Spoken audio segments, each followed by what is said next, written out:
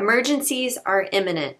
From flat tires to natural disasters to pandemics, an emergency will arise, and it's up to you to be prepared for it. So in this video, I am covering 8 ways that you can build an emergency fund to keep you calm and confident. Hey guys, it's Justine. Welcome back to Debt Free Millennials, the channel to help you crush debt and live payment free.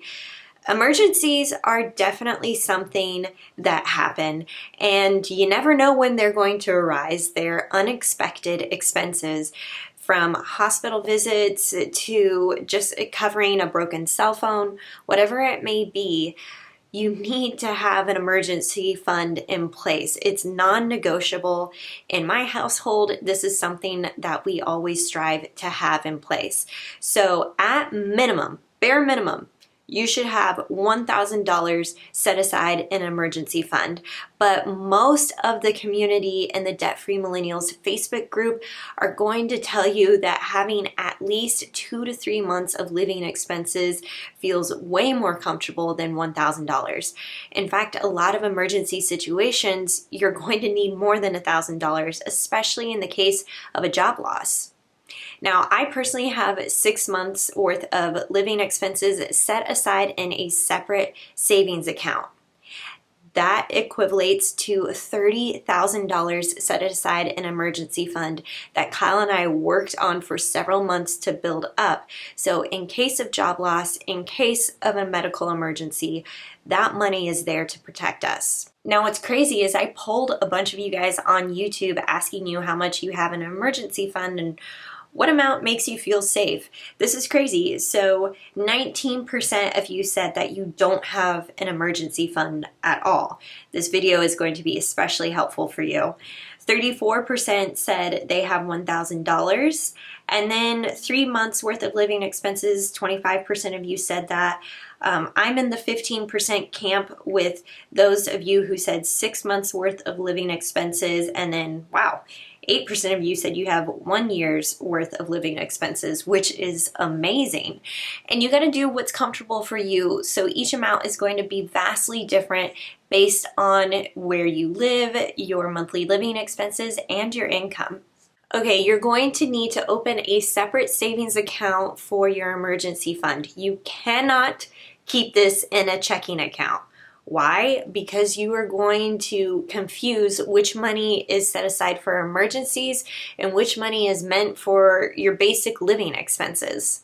So keeping them in a high yield savings account is going to be your best bet. I personally keep my emergency fund with Ally Bank. They have a high yield savings account option, and currently at the time of this recording, those savings accounts are earning 1.5% interest. Now that will fluctuate as the Federal Reserve makes changes to interest rates. Either way, putting it in a savings account is so much better than a checking account because at least you are earning some interest. The first way to build your emergency fund is to look inside your bank account right now. Look inside your checking account. Do you have $1,000 in it at least? If yes, move that $1,000 into a separate savings account and label that your emergency fund. If no, we are going to start creating your emergency fund today. Second way that you are going to build your emergency fund is to cut out unnecessary spending. Yep, it's not glamorous, it's not pretty, but it does work. So you're going to 86 Starbucks, Chick-fil-A, Chipotle. You're going to reduce your spending on bars, restaurants, shopping, Amazon, Target. All of that stuff needs to be reduced, and instead you're going to be focusing on throwing that savings into your emergency fund. Number 3, you're going to cut out unnecessary subscriptions. This includes all box subscriptions, streaming television services, Kindle Unlimited, any kind of subscription that you have, whether it be virtual or physical, you're going to have to cut out. Gym memberships is a huge one.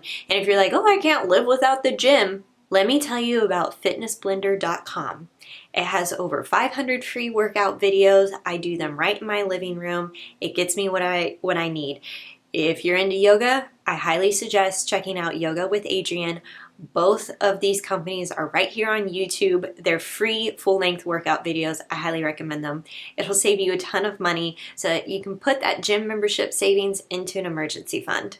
Number 4, keep your energy usage low. Now here in California, we actually implemented peak hours. So between 4 p.m. and 9 p.m. is the peak times for energy usage, meaning the cost of that energy is a lot higher during that set amount of time. So instead, what we do is we try to reduce our energy during those times and try to find creative ways to reduce our energy bill. Now, you're probably thinking this is peanuts compared to everything else, but it really does add up. If you can remember to turn off the lights and turn off electronics when not in use, and if you can do things like grill or use a crock pot instead of using your oven, and maybe washing and drying your clothes during off-peak hours, maybe first thing in the morning on Saturday versus, at night, that is going to save you money in the long run that you can then put towards your emergency fund.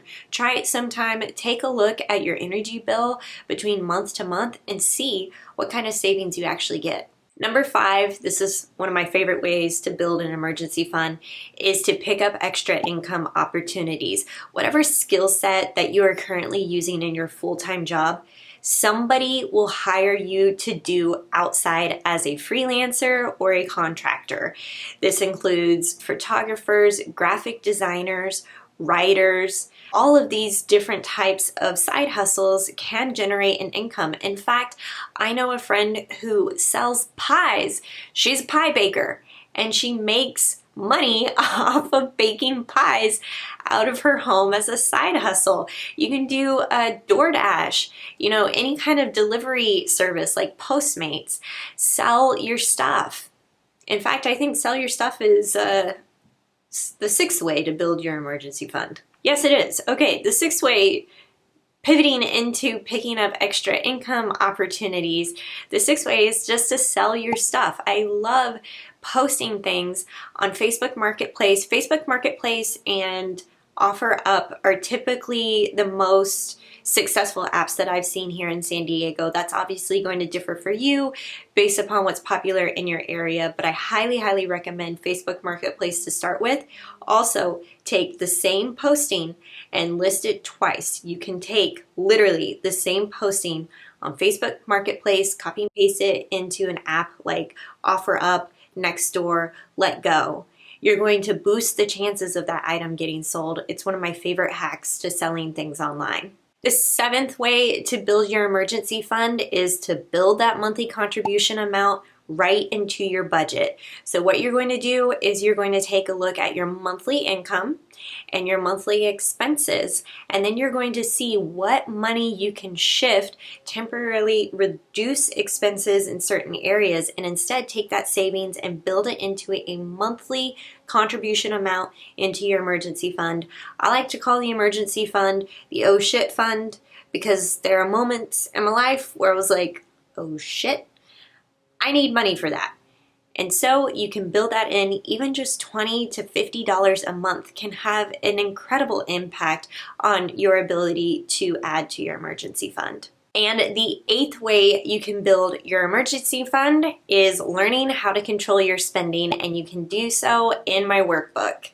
So this workbook has over 50 pages of content and activities that can help you rein in your spending and control and actually see, here, I'll show you an example.